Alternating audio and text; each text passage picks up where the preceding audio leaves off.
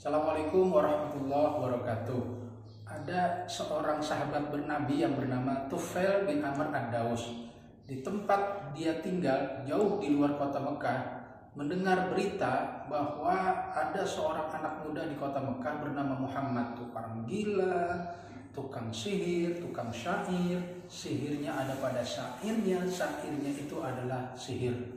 Sekian banyak berita-berita hoax itu menyebar setiap saat, membuat seorang Tufail yang sangat cerdas, anak muda ganteng, maco, idola masyarakat di kampungnya, tidak percaya begitu saja, semakin kepo, ingin tahu seperti apa itu yang namanya Muhammad.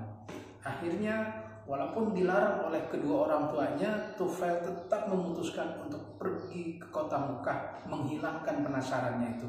Seperti apa yang namanya tukang sihir dan tukang syair itu.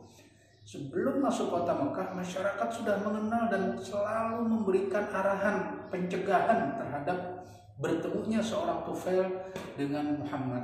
Masyarakat takut tiba-tiba Tufail nanti kena sihirnya, kira-kira begitu.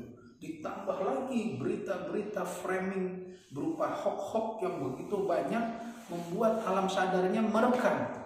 Akhirnya Tufail memutuskan untuk bertemu Muhammad sambil tekap telinga, karena sudah masuk ke dalam bawah sadarnya, takut kena sihir, takut kena syair.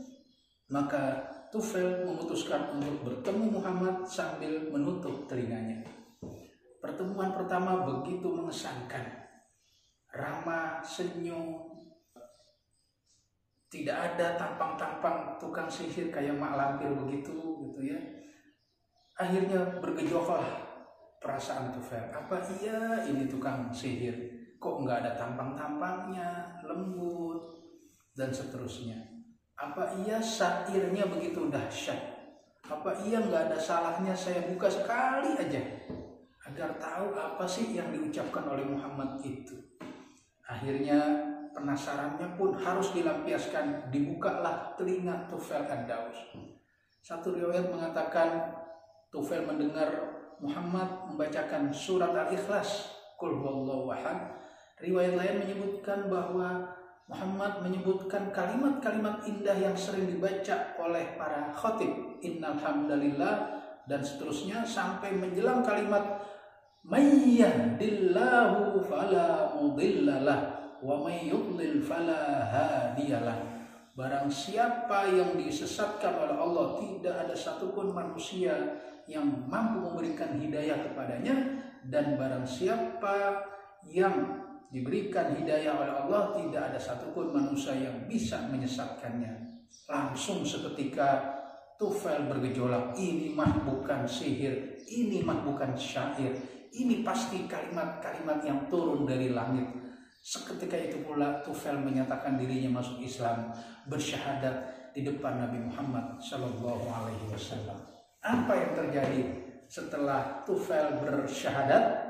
Tufail tidak ingin berlama-lama belajar Islam kepada Nabi Muhammad karena perasaannya terus bergejolak mendengar berita-berita hoax yang menyebar di kampungnya. Dia kepingin sekali meluruskan berita-berita tersebut, termasuk kepada sanak famili dan keluarganya.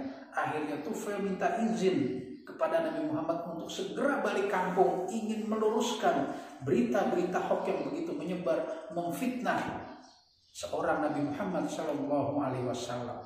Nah, dari sinilah mari sama-sama kita mengambil pelajaran bagaimana cara Tufail melawan berita hoax, dan bagaimana kita bersikap ketika mendengar sekian banyak berita-berita yang berseliweran di sekitar kita, satu sama lain saling bertentangan. Begitulah cara Tufail yang sangat bijaksana melawan berita hoax, yang akan mencerdaskan pikiran kita, yang akan membuat akal sehat kita, yang akan membuat rasionalitas dalam cara berpikir kita terus semakin membaik. Semoga kita menjadi orang-orang yang pandai mengambil hikmah dari kisah Tufail bin Amr ad-Daus itu, yaitu bagaimana kita cara melawan hoax. Assalamualaikum warahmatullahi wabarakatuh.